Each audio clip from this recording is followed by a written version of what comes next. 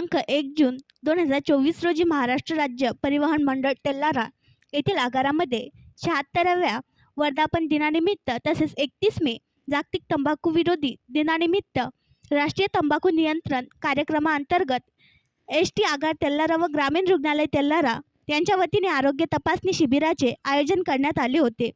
या शिबिराला ग्रामीण रुग्णालय तेल्लारा येथील अधिकारी व कर्मचारी उपस्थित होते। ग्रामीण रुग्णालयाचे वैद्यकीय अधीक्षक डॉक्टर मनोज पेंदा यांच्या मार्गदर्शनाखाली तेल्लारा एस.टी. आगार येथे आरोग्य तपासणी शिबिर घेण्यात आले।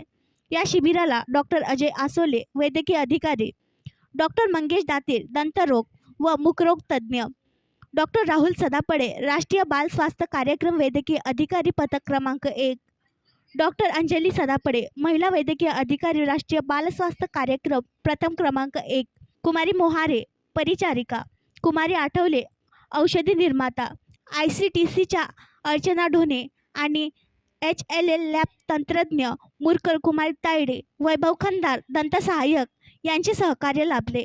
आगार व्यवस्थापक MR शर्मा, आगार कार्यशाळा सहाय्यक अधीक्षक नितीन महल्ले, TI इंगडे साहेब, VA गवई, गुलाम मोतेबर देशमुख अध्यक्ष कामगार संघटना तेल्लारा आगार यांच्यासह सर्व कर्मचाऱ्यांनी आरोग्य तपासणी केली तसेच तंबाखू निर्मूलन शपथ घेण्यात आली।